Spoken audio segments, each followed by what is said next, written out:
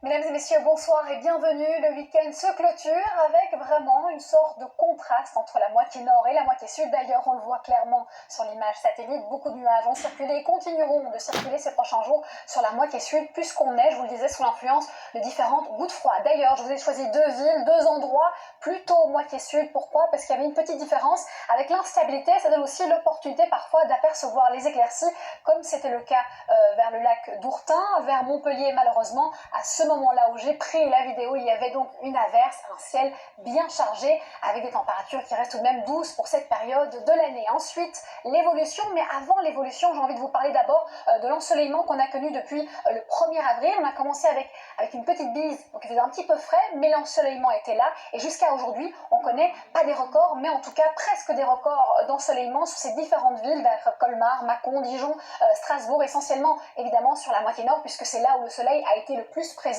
À l'inverse, à Perpignan, on a un déficit d'ensoleillement et ça ne va pas s'arranger puisqu'on a ces cellules dépressionnaires qui oscillent essentiellement sur les régions de la moitié sud et c'est ce qui nous attend à partir de la semaine prochaine. On commence d'ailleurs avec lundi, un ciel qui va rester dégagé essentiellement sur la moitié nord et on aura cette perturbation, cette instabilité qui va onduler essentiellement sur les régions de la moitié sud et on a l'anticyclone, c'est lui qui protège justement le nord de la France. Donc lundi matin, on se réveille avec du soleil, pas tout le monde. On aura du soleil ici sur le nord-est essentiellement, une zone de transition avec un ciel variable et des cumulus et l'instabilité sous forme de ciel très nuageux de quelques pluies, plus tenace entre la Côte d'Azur et la Corse. Et on gardera cette configuration tout au long de la journée avec un changement majeur, c'est l'arrivée de ces averses orageuses avec la hausse des températures essentiellement vers le Limousin, le Massif central, mais aussi Sud-Bretagne.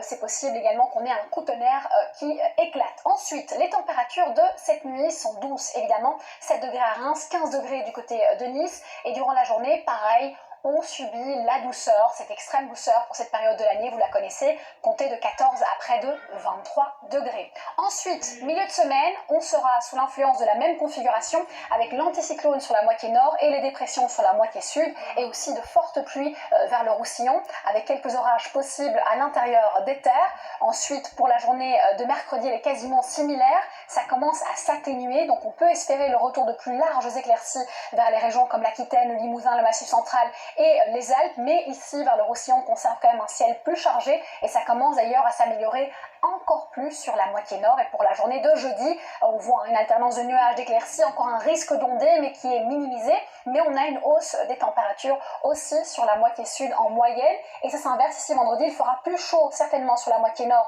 donc des valeurs dignes de l'été sur la moitié nord que la moitié sud avec toujours un risque d'ondée, ça c'est normal et ça perdure samedi et dimanche, les modèles sont encore incertains donc c'est Evelyne Delia dont c'est l'anniversaire aujourd'hui qui vous en parlera ce lundi par rapport à ce bulletin météo. Dans quelques instants, vous avez rendez-vous avec votre film d'animation pour le coup, c'est Hôtel Transylvanie. Bonne soirée à vous et surtout, prenez bien soin de vous.